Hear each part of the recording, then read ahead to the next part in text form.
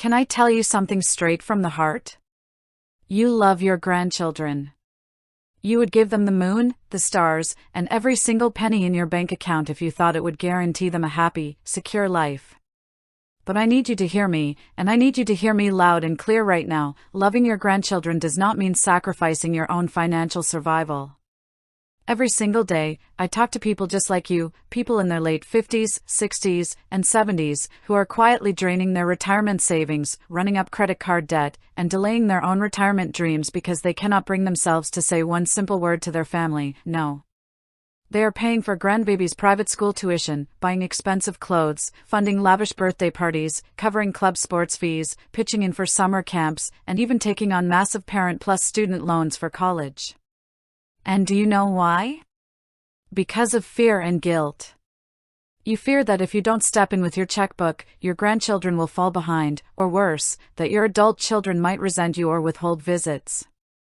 You feel guilty because you have savings sitting in an account and you see your kids struggling with the high cost of living, so you think, how can I hold on to this money when my grandbaby needs new shoes or a better education? I call this the "it's only" trap. It's only $50 here for a toy. It's only $200 a month for gymnastics. It's only $1,000 for a family trip. But when you add up all those "it's only," you are bleeding thousands upon thousands of dollars out of your retirement fund every single year. Money that should be compounding in your nest egg to pay for your healthcare, your long-term care, your housing, and your basic living expenses when you are 80 or 90 years old is instead being spent on temporary things that vanish into thin air. Ask yourself this question right now: if you spend all your money on your grandchildren today, who is going to pay for your care tomorrow? Are your adult children going to be in a position to support you financially when you can no longer take care of yourself? In most cases, the answer is a heartbreaking no. By overextending yourself now, you aren't actually helping your children, you are setting a trap that will make you a financial burden on them later in life. So what do we do about this? How do you protect your money without breaking your family's heart? First, you must put on your own financial oxygen mask before assisting anyone else. You cannot pour from an empty cup. You must calculate exactly what it costs for you to live safely for the rest of your life, accounting for inflation, rising healthcare costs, and long-term care insurance. Until your own retirement base is 100% rock solid and guaranteed, your bank account is closed to non-essential family subsidies. Second, you have to stand in your truth with your adult children.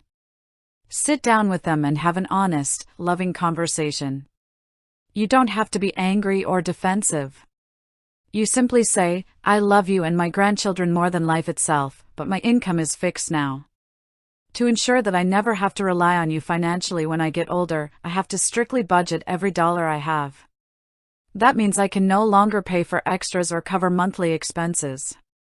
When you frame it as protecting them from having to support you later, it changes the entire dynamic. Third, replace financial gifts with the gift of your time, wisdom, and presence. Grandchildren do not remember the expensive brand-name outfits or the high-priced gadgets you bought them 5 years down the road. They remember you reading to them, teaching them how to bake, going to the park, or sitting with them and listening to their stories. Your presence is invaluable, your money is finite. If you genuinely have excess funds that you can afford to give without touching your retirement security, don't just write blank checks. Put that money into a $529 college savings account where it can grow tax-free for their future education, or set up a custodial Roth IRA if they have earned income.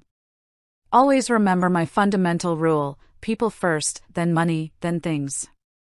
Loving your grandchildren means taking care of yourself so you can remain a strong, independent pillar for your family. Protect your future today so you can truly enjoy your family tomorrow.